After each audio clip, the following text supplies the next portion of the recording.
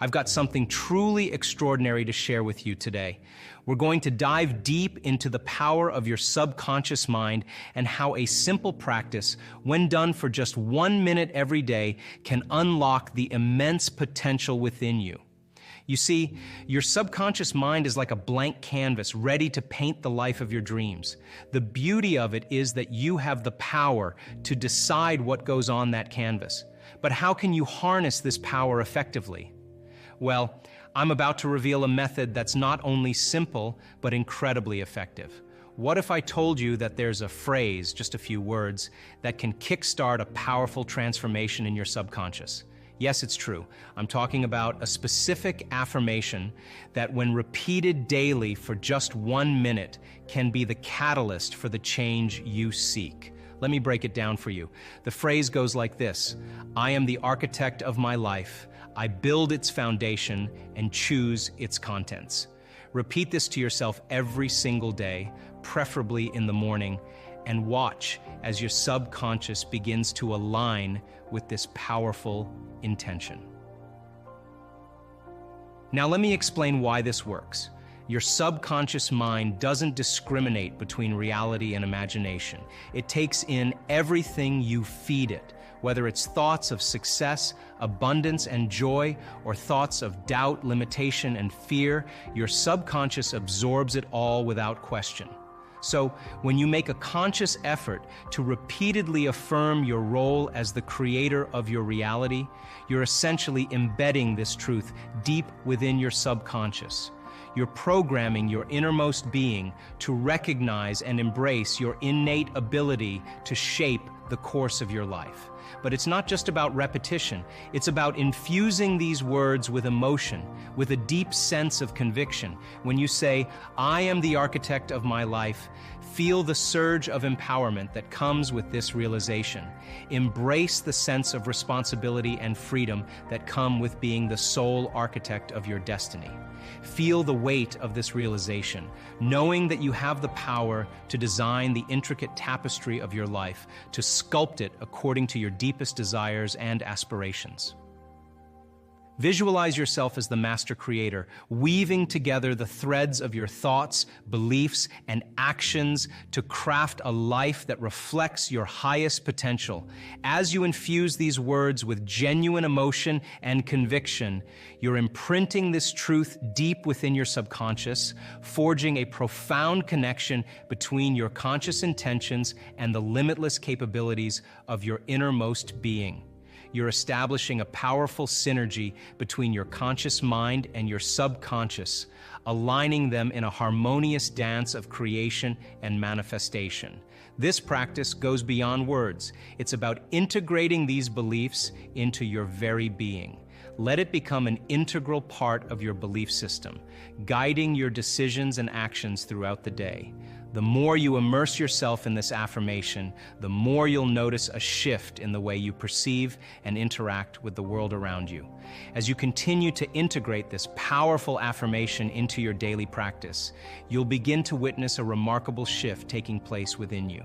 Your choices, big and small, will naturally align with the vision you hold for your life.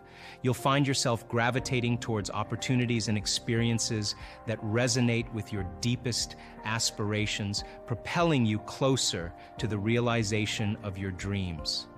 This newfound alignment will bring with it a profound sense of clarity and purpose. You'll no longer feel adrift or uncertain about the path you're meant to follow. Instead, you'll have a crystal clear understanding of your goals and a deep-seated sense of purpose guiding your every step.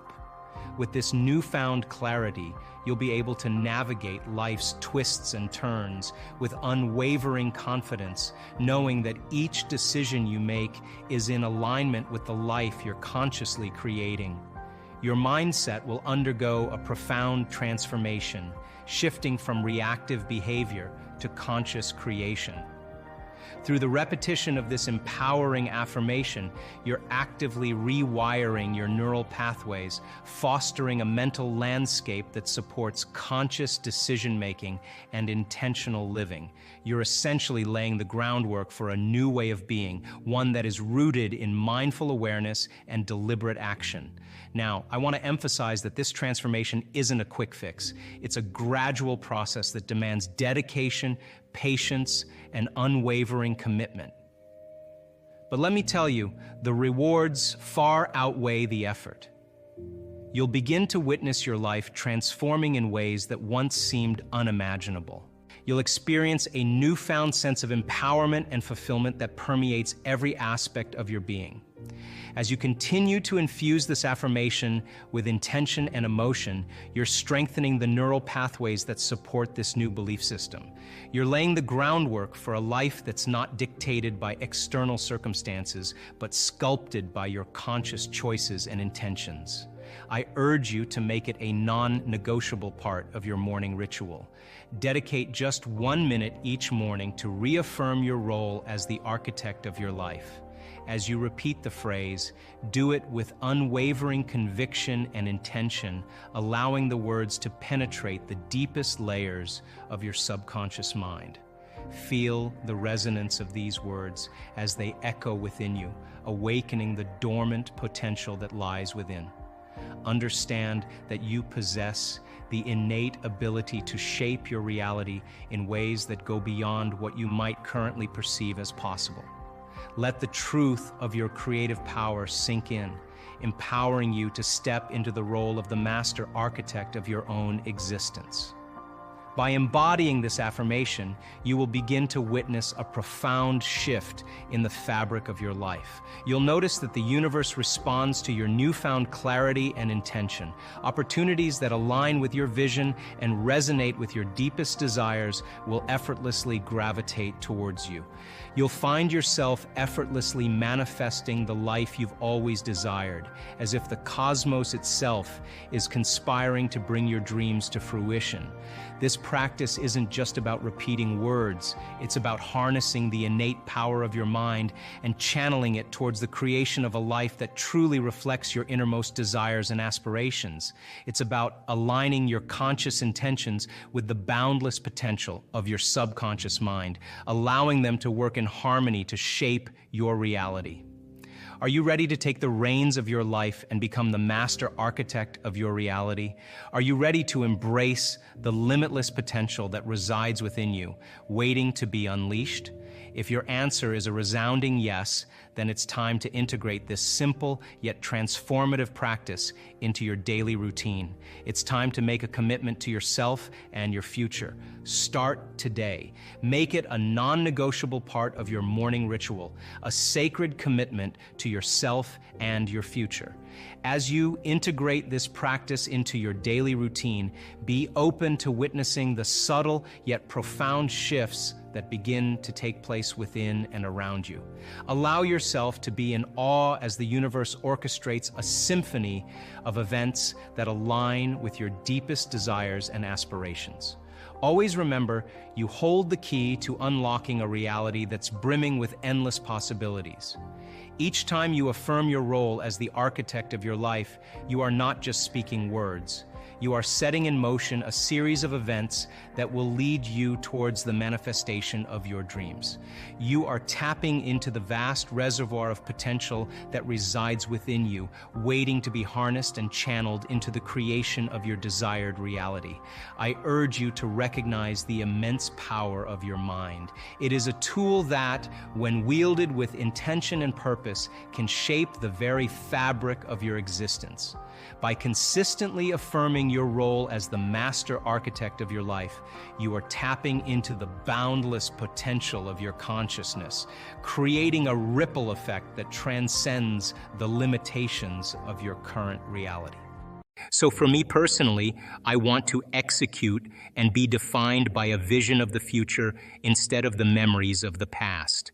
So most people's brains are organized to reflect everything they know in their life. Their brain is a record of the past. And if you feel the same way every single day, and feelings and emotions are the end product of past experiences, it means, number one, nothing new is happening in your life, and number two, those emotions are keeping you anchored to the past. If thoughts are the language of the brain, and feelings are the language of the body, and how you think and how you feel creates a state of being, Most people are literally, biologically, neurologically, chemically, genetically, and even quantum-wise connected to a past. So then the fundamental question is, can you believe in a future that you can't see or experience with your senses yet, but you've thought about enough times in your mind that your brain has literally changed to look like the experience has already occurred? Now, the latest research in neuroscience and neuroplasticity tells us we can change our brain to look like the event has already occurred. And can we begin to emotionally embrace a future reality that's a potential in the quantum field, and begin to emotionally embrace it to such a degree that we fall in love with that future reality, that our body, as our unconscious mind, begins to believe it's living in that future reality in the present moment, and we're signaling new genes and new ways to change our body to look like the experience has already occurred in preparation for the event. When you truly do this properly, you're not waiting for your success to feel empowered. You're not waiting for your wealth to feel abundant. You're not waiting for your new relationship to feel love. You're not waiting for the mystical moment to feel awe. So if you're talking about manifesting your dreams, well, it only requires two things. It requires a clear intention. An intention is a vision, a possibility.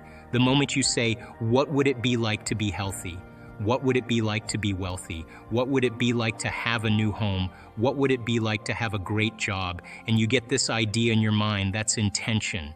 Then you write down the details. Okay, I want to travel around the world. I want to have great benefits, great insurance. I want to work with really cool people. I want to have a chance to be creative.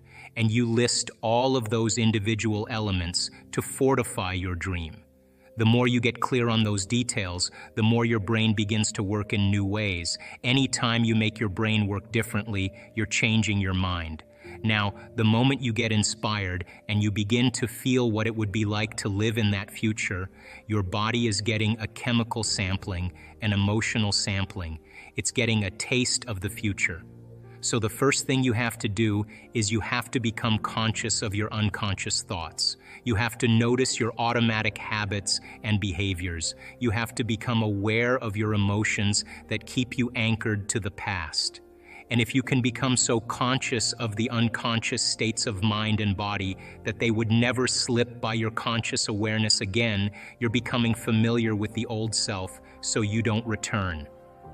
Then if you begin to think about new ways of being defined by a vision, plan your behaviors, review them in your mind. Now, if you keep doing that over and over again, nerve cells that fire together, wire together, you begin to become familiar with a new state of mind. At the same time, if you can emotionally cultivate your inspiration, your joy, your enthusiasm, the head of the experience, by repeating that over and over again, cultivating that state, it's going to begin to become familiar to you. So then the process of change then requires unlearning and relearning, breaking the habit of the old self, reinventing a new self, pruning synaptic connections, as we say in neuroscience, and sprouting new connections. It doesn't matter how young you are, how old you are, in shape, out of shape. Not even if you've ever meditated before. It doesn't even matter. That's when it gets kind of cool, because this is when you start believing in yourself. And when you believe in yourself, you believe in possibilities, right? When you believe in possibilities, you gotta believe in yourself. People are waking up and going, wow, it doesn't matter your skin color, it doesn't matter how rich you are, it doesn't matter how healthy you are, it doesn't matter how young you are, how old you are, in shape, out of shape. Not even if you've ever meditated before, it doesn't even matter. It's a formula. And you don't need 40 years of dedication to meditation to get it. You just got to understand the formula. You're going to figure it out sooner or later, and it's going to get easier and it's going to get fun. You know, my rock bottom was sitting there, and it was like a meta perspective of myself, you know? And I could see myself sitting on the edge of the bed, holding these bottles of pills to knock myself out so I can sleep. And that's when I decided to get well in that moment after I'd gotten all those no's. You'll never forget that moment. That is the moment that defined you. Paying attention is being present. And it's a skill just like anything else. The more you practice it, the better you get at it. And you know when someone's present with you in your life because they're paying attention to you. And you know when they're not present with you because they're not paying attention to you. So where you place your attention is where you place your energy. So if you have all of your attention in the present moment, you're conserving a lot of energy to create with. If I'm talking to you and you're thinking about where you're going to go for lunch and who you're going to go with and how you're going to get there, and I'm talking to you, you left the present moment and your attention went to some future, and your energy will go down and you won't be able to comprehend what I said. If you start thinking about what you should have said at the staff meeting 3 days ago, and I'm talking to you and your mind is back in the past, you're siphoning energy out of the present moment into the past. People are constantly siphoning their energy into a familiar past or a predictable future because that's where their attention is. And the stronger the emotions that we feel to certain problems and conditions in our life, the more we pay attention to them. So we give our power away to our ex. We give our power away to that big problem. And that's creative energy that we should be able to use to create a new future. Now the person's back in the past. But if they become aware that they're siphoning energy out of the present moment into the past and they settle the body back down into the present moment, that's a victory. And those victories add up. And you're telling the body in that moment that it's no longer the mind, that you're the mind. And that's a victory. You become aware that your body wants to get up and move, and you're in the meditation. And you tell your body, You bring it back to the present moment, you settle it back down, you are training the animal. That's a victory. Now you're executing a will that's greater than the program because most people lose their free will to a program. Now you're telling the body, I'll tell you when we get up, not when you want to get up. You're not the mind, I'm the mind. And that's a victory. If you keep doing this and you stay with it, sooner or later the body's going to surrender to a new mind. And when that happens, there's a liberation of energy. The body is freed from those habituations and those emotions. The body's going from particle to wave, from matter to energy. And all of a sudden, you're dialing down the anger. You're dialing down the vigilance. And the body now is being conditioned to a new mind. That is the present moment. And when you're in that present moment, something really amazing happens. You forget about you. You're basically just an awareness. You're in the unknown. And that is the perfect place to create from. So it turns out that when people do this properly, they heal themselves of anxiety. Why? Because they're no longer obsessing about some future. When they find the present moment, they heal from their depression because they're not hopeless and powerless in their past. The body's conditioned now. People put stones over their energy centers thinking that's going to heal them. I'm sorry, but I think you put your attention there. I'd do a better job. But it's the placebo, but are those energy centers, the first 3 energy centers, bad? No, they're not bad at all. Those 3 centers are centers of survival, and if you're going to cause a species to exist into perpetuity, you make procreation really pleasurable so that you do it. If second center has a lot to do with consumption and safety, then it makes sense that when you feel safe and you have food and shelter, it's in balance. But it also means that consumption of food, can be really pleasurable as well. And when you take on challenges in your life and you really succeed in them, it takes energy to even get up and get out of bed. You use your 3rd center. But all of these 3 centers are consumers of energy, drawing from the vital field. It's an expenditure of the life force in the body. And these centers can easily be in balance because most organisms in nature, if you study species in nature, they have a respect for mating, the timing of mating. They have a way that they don't overconsume. They're in balance. They're not swinging from don't eat anything to then overeat. Don't abstain from sex and then, it's not the polarity of that. It's the polarity swings, and then as we get up to the center, it swings less. And this 3rd center is really the ceiling of the ego. That's power. And Tolkien's books about, Lord of the Rings, the ring was power. And throwing the ring meant giving up power for something greater. And it's love. That's the greater frequency. So each one of them have their own frequency. And all frequency carries information. Frequency energy has an intent. And when energy moves into any one of these centers, systems begin to change. When the first center switches on because there's energy in there, that center, the energy that activates the brain in that center, produces a mind in that center. Are you with me still? Because consciousness or energy moving through neurological tissue is mind. When neurological tissue gets activated, all of a sudden there's a mind there. So when the first center gets activated, it has a mind of its own, yes or no. And if the second center is activated, or the third center, or the fourth, when you're coming from different centers, there's a different consciousness or a different intent. And when energy makes it to the fourth center, though, now it's no longer the consumption, but there's the expansion of energy. This is the bridge that starts us to connect to our divinity. And connecting to that, putting your attention on it, not only creates heart coherence, but it produces a host of biological chemicals that are released. 1,400 different chemicals that begin to restore and repair the body. When you feel gratitude, when you feel love, when you feel freedom, this is a different frequency. When you care for another, this is where selflessness starts. This is all selfish. Now, can you activate this center? And when you activate the center, can you make love to somebody? Hello? Is that a yes? So now you're doing it in a giving way. The consciousness is different than just when it's from the first center. You understand? So then when you have two coming together as one, and there's true love, and it's done in that vein, in that way, that manner, then there's a beautiful exchange of energy, and there's a growth, or there's a summation of energy. It's not the opposite. So as energy, an enormous amount of energy sits in the first center. When energy can move into the second center, as I said, because you feel safe, and when you feel safe in your environment, your body's more in balance, and you can consume and metabolize and digest and secrete and eliminate. All those biological functions take place in the second center.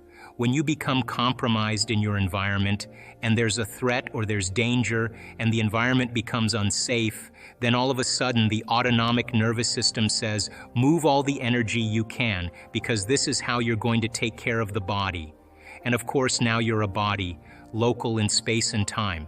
So many people have most of their energy by thinking and feeling in the first three centers, as we said. We currently see the world as a physical, mechanical machine.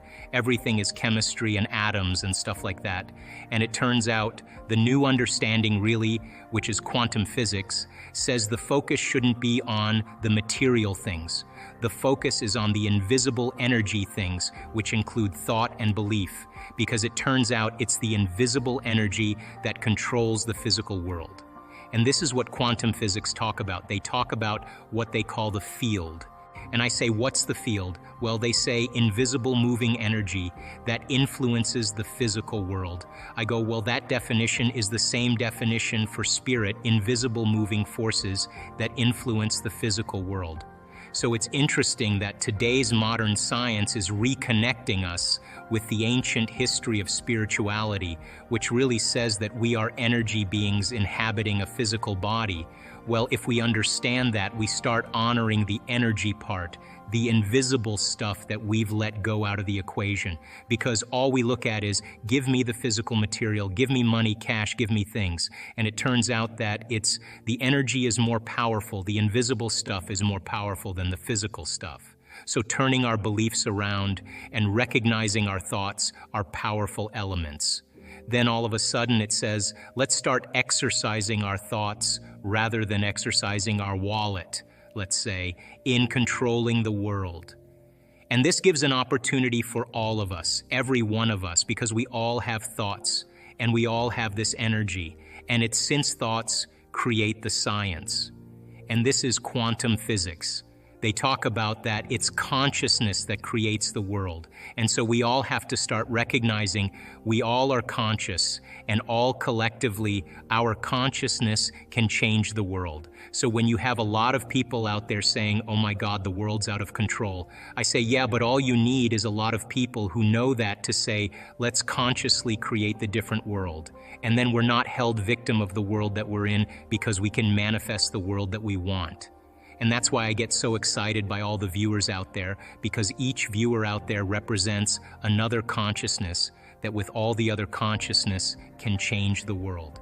And this is what the evolution is all about. What we're facing is an evolution, not a physical evolution. It's how we relate to each other with our consciousness. So we're all coming together in one giant consciousness called humanity. And this is the evolution we're facing. You were explaining in your lecture yesterday that we were going from a church-based very much model to then, oh, now science is giving us the truth. Well, the science has been doing that for 150 years. So we left the church-based model of a spiritual world, entered into the science-based model of a physical world. We played both of those worlds now. And what's the evolution? The evolution says both of those worlds collectively make the world. So it's not just spiritual, it's not just material. You have to bring both of them together. And so now that we travel through the spiritual part of the world with the church running the world, and then the material with the science running the world, we're coming to a closure that says to understand the world, you have to invoke both the spirit and the matter. And that's why consciousness, when I talk about spirit, is that really our consciousness, our energy, our thoughts. It's not physical, it's energy. And yet science now tells us those thoughts are shaping the physical world. So we can change the world we live in by just changing our thoughts. But that means changing the programming, which is in the subconscious. You're saying that 95% of things that happen in our life are coming from the subconscious. Yeah. And that's the part that people have to wake up to, because a lot of people think, oh, look, my desire is to be successful, have a great relationship, have a great job. I want all these things, and now I go out in the world and it's like I'm not getting there. I'm not making it. And they get frustrated and they say, well, it's not me because my intention is to be successful and I'm not being successful, so it must be the world is against me. And then now all of a sudden I'm a victim of like, well, this is not the world I wanted. And it turns out, no, it's not the world your conscious mind wanted, but it's the world your subconscious mind has been programmed to create. The elevated emotion is the carrier of the thought. So all energy, all frequency carries information. The faster the frequency, the higher the energy, the more elevated the emotion, combined with a clearer intention, is like a laser because you're creating a more coherent signature. And we know, because we've measured this, that when people have a coherent brain and a coherent heart, something amazing is going to happen in their life. It's not just feeling the gratitude, because we know that just having an elevated emotion doesn't affect matter. We know that just the clear intention of seeing something change doesn't affect matter. They've done experiments on this. You have to combine then the clear intention with the elevated emotion. The emotion is the energy, the frequency, the carrier of the thought. The thought is the intent, it is the direction, it is the specific field, frequency. So it's like tuning a radio dial. So if it's all about vibration, it's all about energy. When there's a vibrational match between your energy and that potential that exists in the quantum field, when there's a vibrational match, it's going to find you. Intention is getting clear on what you want. So let's say you want a new home. Let's say you want a beautiful garden. Well, then start ripping out magazine pictures of gardens that you love. Start drawing pictures, start seeing, and start writing down the things that you want. Throw it up somewhere, and then add another dream, and add another dream, and keep your mind. If you keep your conscious mind on that, your subconscious mind will take you there.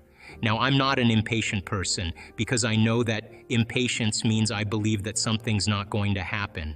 But we're here to experience life. We're here to enjoy the magnificence of our creations, and our senses then become the artist that writes the story in our biology.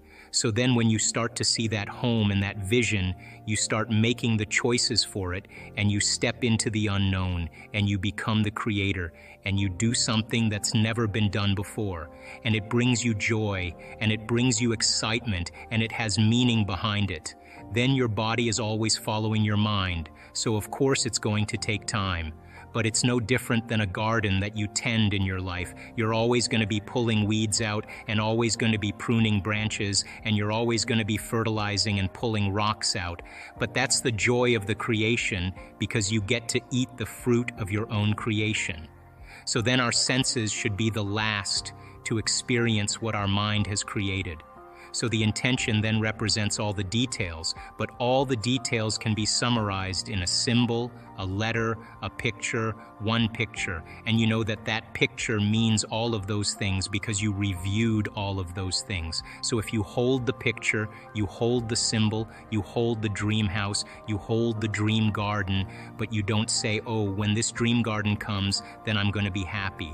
You say, I am, the thought I'm having is the experience, and the experience then produces the emotion. And once the emotion begins to occur, now your brain and body are in the future instead of in the past. Once you start opening your heart, it begins to move into coherence. It begins to produce a measurable magnetic field up to 3 meters wide. Now that's frequency, that's energy. And all that energy, that frequency carries information, carries an intent. So then when you're feeling gratitude and your heart is open, you're broadcasting energy into the field. A frequency, you lay the intent of the thought of your health or your wealth. That frequency can carry the thought of your wealth. It can carry the thought of your health. If you're suffering, you can't. Suffering does not carry. That energy does not carry the thought of your wealth. It carries a different set of thoughts. If you're going to believe in that future that you're imagining with all of your heart, it better be open and activated, and you better know how to self-regulate.